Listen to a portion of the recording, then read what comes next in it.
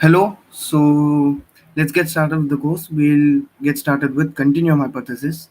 So we know that any fluid you take, it appears as continuous, right? However, we also know that it is made of molecules and thus it will contain empty spaces.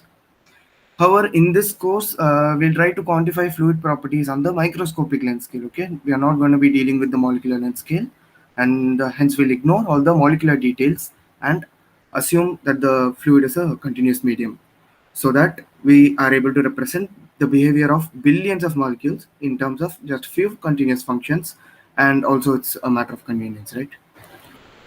All right. So as an example, let's take a look at the variation of density with sample volume. uh, so if you can look at in this diagram, so we are considering an object and taking a small delta v volume in that, and we are plotting a graph between the density and the small volume delta v.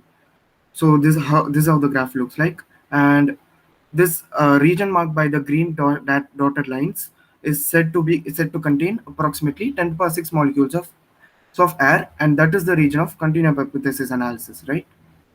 Why is that so? Because as you can see, on either side you have microscopic uncertainty and macroscopic uncertainty. So what is microscopic uncertainty? You are able to see a lot of spikes, and which means there's a lot of fluctuations, right?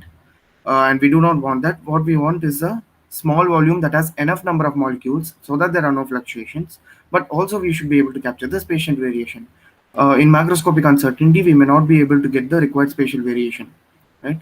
All right.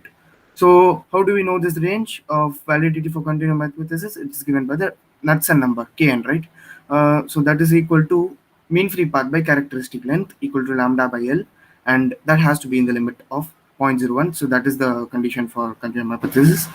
And what is given in bracket is for air in general, the mean free path is 60 nanometers at atmospheric pressure.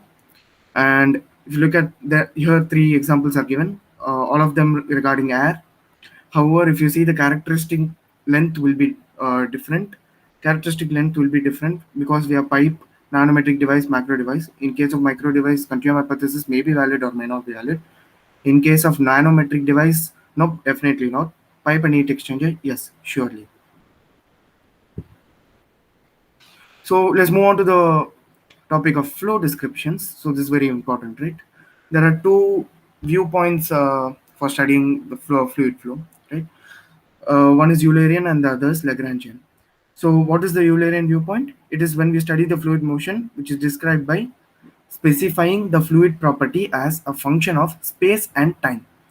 So as you can see here, example temperature T is equal to T of x, y, z, comma T. So as a function of space and time.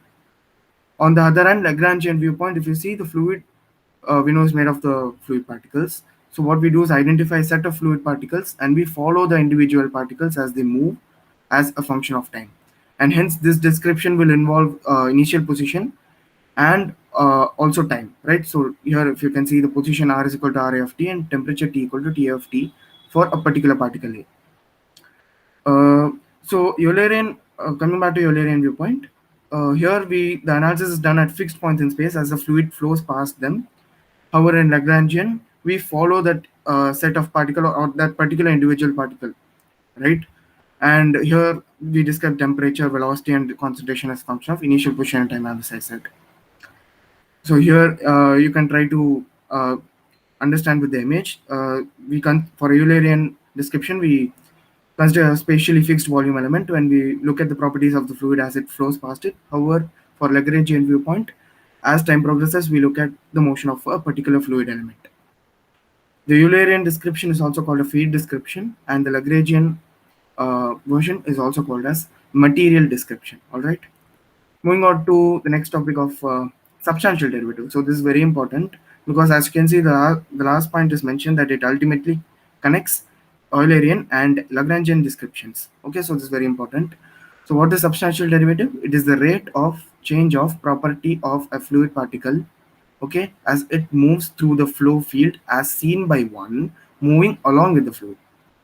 All right. So let's consider the example of velocity acceleration. So velocity of the particle v particle is equal to v of x, y, z, and also depending on time. We know that acceleration of particle will be the time derivative of it. to be specific, it is the substantial derivative. All right, capital D by dt, this is how it is denoted. So A particle is equal to capital D by dt of V particle. And the formula for substantial derivative is as shown: dou by dou t, Vx dou by dou x, Vy dou by dou y, Vz dou by dou z are the terms involved, as you can see. Similarly, now we can write for temperature and concentration also, using capital D by dt equals to dou by dou t plus V dot del. Okay, this is like an operator that you can apply on temperature or concentration or velocity, and get the variation of the respective property. So basically, there are two components of the substantial derivative: local and convective component. So the local component is corresponding to the unsteadiness of the property. So in case of steady state, that would vanish. And the other one is convective component, which is for the spatial variation and the motion of the fluid. And as I said, the connection between Euler and Lagrangian descriptions is the substantial derivative. As you can see over here, dou by dou t plus v dot del is equal to capital D by dt. RHS is Lagrangian, LHS is Eulerian. Thank you.